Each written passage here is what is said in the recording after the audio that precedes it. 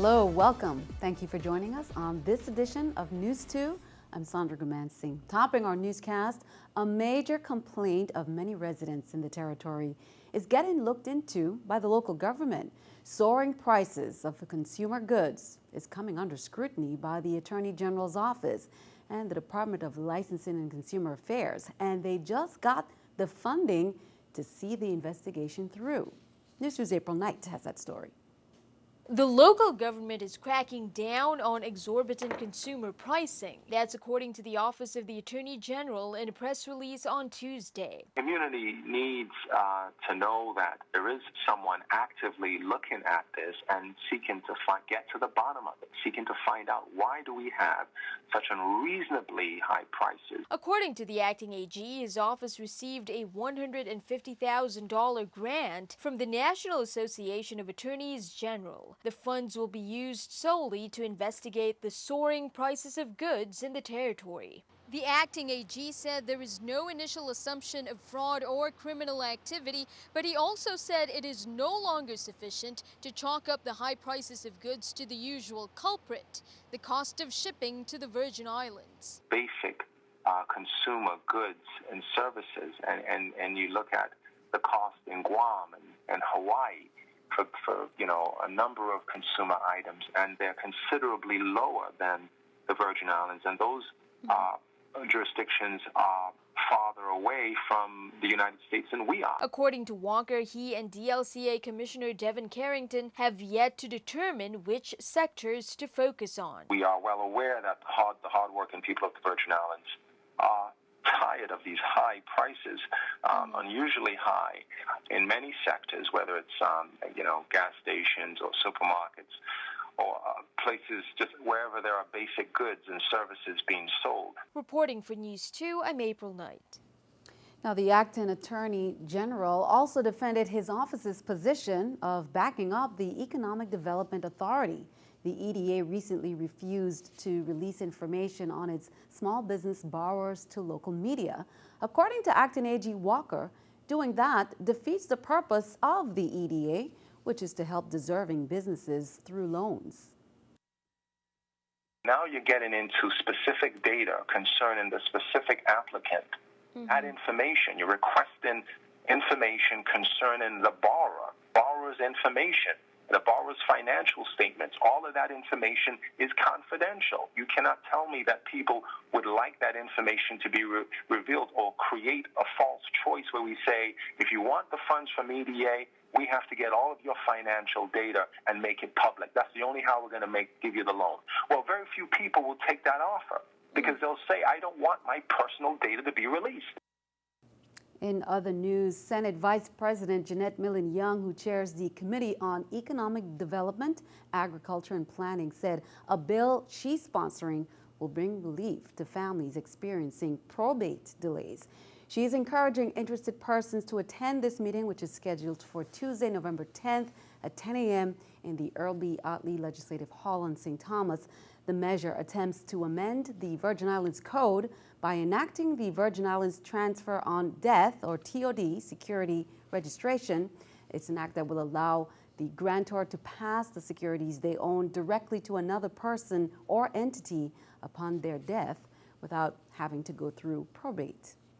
2016 is just around the corner, and that also means the 2016 election season is fast approaching. Lawmakers and election officials have been doing some working sessions in the past several weeks to make sure major issues experienced during the last elections would not happen in the upcoming one. News 2's April Knight has more. Election officials and lawmakers continue to tackle election reform. This week, beginning Wednesday, Senator Kenneth Gittens and other members of the 31st Legislature are working with the election boards on both districts. The major problem is Title 18 of the VI Code itself, which deals with elections but contains many inconsistencies. Title 18 of the Virgin Islands Code, which speaks to the election system, is actually outdated and have a lot of contradictions in it due to what I would say were piecemeal legislations that were done in the past. We're going through chapters by chapter and updating some of the language in the in the code, and also adding some information to the code because there's some definitions that for me is really important that's not there. The confusing language in the code has caused problems before, seen especially during the 2014 elections. According to Gittins, they're hoping to address the VI code issue by March 2016. That's way ahead of the deadline for the 2016 elections. We're surely making progress. We have been at this for several weeks, and we're coming to the end.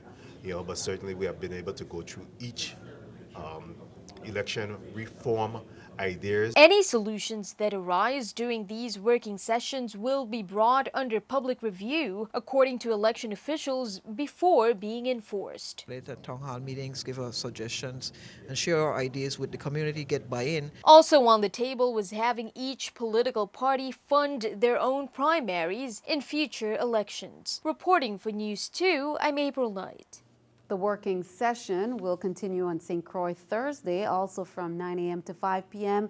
And then on Friday, 10 a.m. on St. Thomas, the District Board of Elections will also be meeting.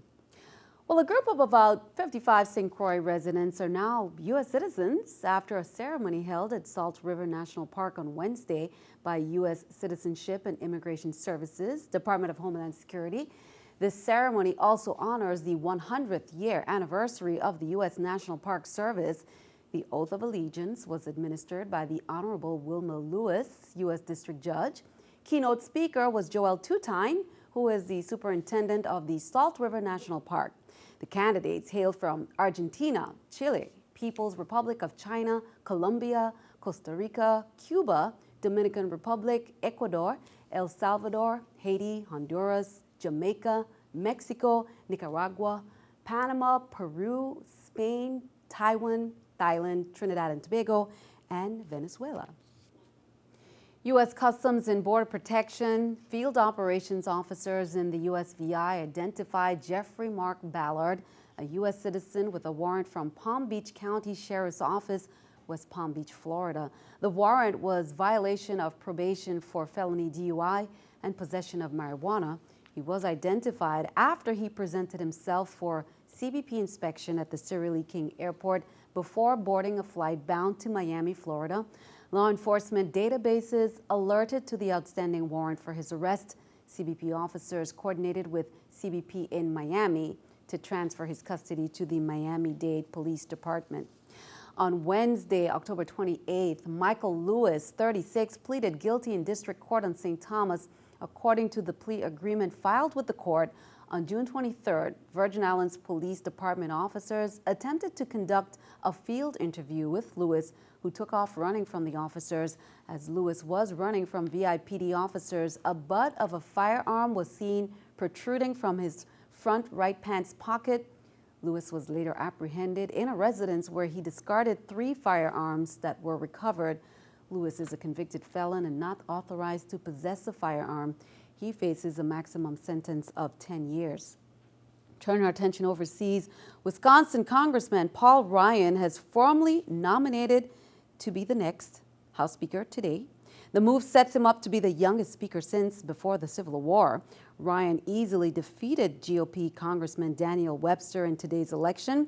The secret ballot vote tally was 200 for Ryan and just 43 for Webster. The nomination is all but assured to be approved by the full House of Representatives on Thursday. John Boehner announced his resignation as a House Speaker and from Congress last month. He said he planned to step down at the end of the year, but turmoil within his caucus prompted him to resign earlier than planned. Keeping our eye on the economy, let's take a look at the New York Stock Exchange with our stock market watch.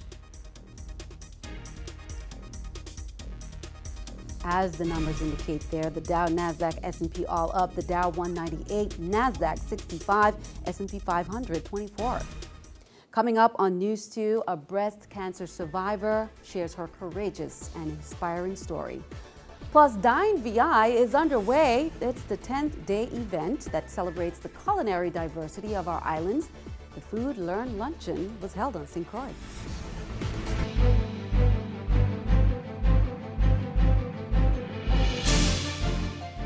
Welcome back.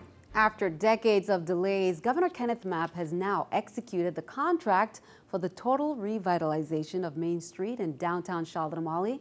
The approximately $8.4 million contract has been awarded to Tip Top Construction, headquartered in St. Croix. The main revitalization project will not only provide major enhancement to downtown Llamala, according to the governor, but will employ a number of Virgin Islands residents. During the delay, the long-anticipated project was tied up in court litigation. Dine VI, the 10-day event that celebrates the culinary diversity of our islands, held its very first event today, the Food Learn Luncheon at the Loette's Family Museum.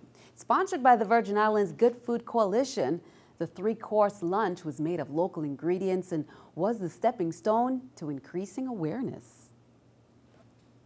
And so we're having food policy discussions, talking about how we can impact agriculture, impact local business, using our local dollars more wisely, the benefits of nutrition, the social impact, basically, of spreading our dollars around. Every food dollar counts, so there's ways that you can contribute to making our 98% import rate 96%. And that's what this is all about, raising awareness and creating opportunities for our youth to excel. Great event there.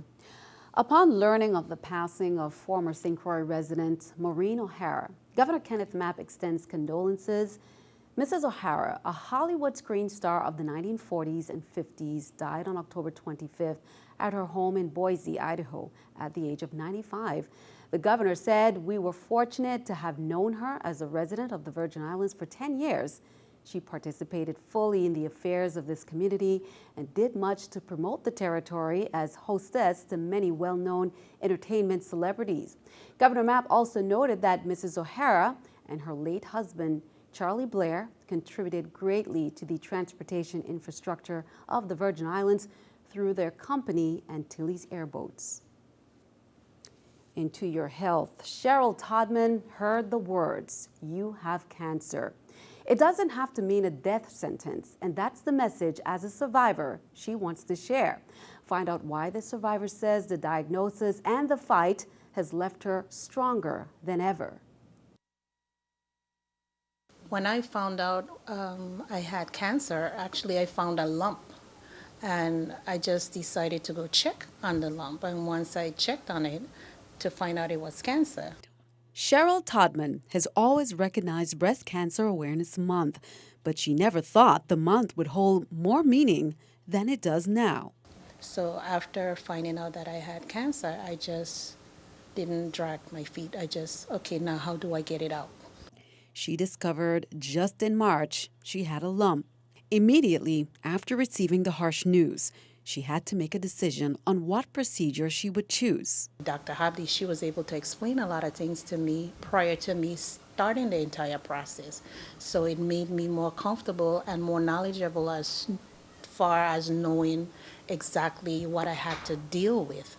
And then after returning to do treatment, for which I didn't want to do chemo, but after speaking with her, I was able to be more comfortable in going ahead to go through doing chemo, and now I'm going through radiation. She wanted to know everything. She actually came with a long list of questions, and we sat down together. Her husband was present, and she actually went through every single question, and I answered every single question. And I really admired that about her because I liked the fact that she wanted to be informed. Now she feels it necessary to share her story to those battling breast cancer. From the time I found a lump, even everyone on my job knew I found a lump. I had no qualms with that because prayers are powerful, and when people know certain things, they'll pray for you, and that's really all you need from other people, because it's not the end of the world.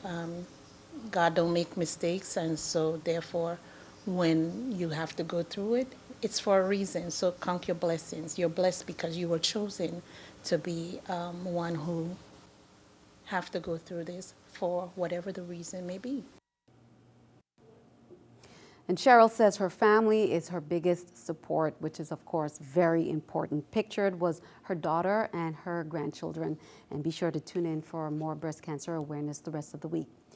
The UVI Cares kickoff campaign, which was created to roll out UVI's revised sexually misconduct policy, was held today in the Great Hall on the Albert Sheen campus in St. Croix. UVI's president, Dr. David Hall, discussed that campaign. Additionally, UVI and the Domestic Violence and Sexual Assault Council signed a memorandum of understanding. That first kickoff event was held on Monday on the St. Thomas campus. Also, more UVI news. Starting in fall of 2016, UVI will offer a 3-year advanced level degree in creative leadership for innovation and change. Doctoral students will have the option to take traditional face-to-face classes, online classes, or a combination to the two.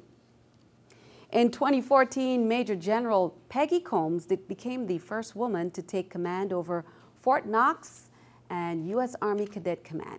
Combs visited the territory's ROTC programs recently, which are managed by the U.S. Army Cadet Command out of Fort Knox, Kentucky.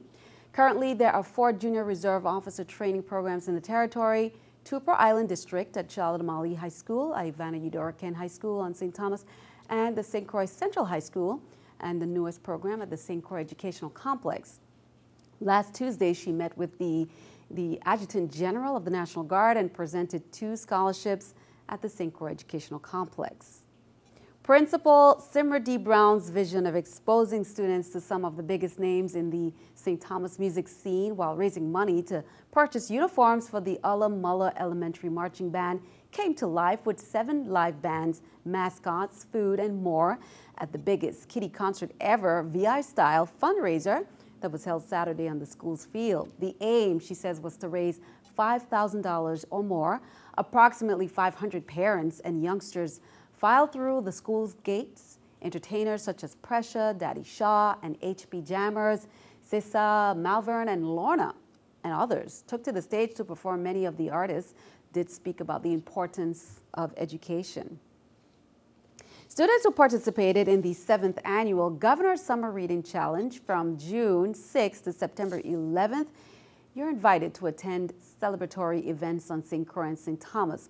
Public, private, and parochial schools have been issued these invitations from their schools, and here are the dates right there on the screen. On St. Croix, Saturday, November 7th, from 2 to 5 p.m. at Central High School's Gymnasium. For the St. Thomas St. John District, that will be on Saturday, November 14th, from 2 to 5 p.m. at Llamala High School. The event will feature music, food, entertainment, games, prizes, and more.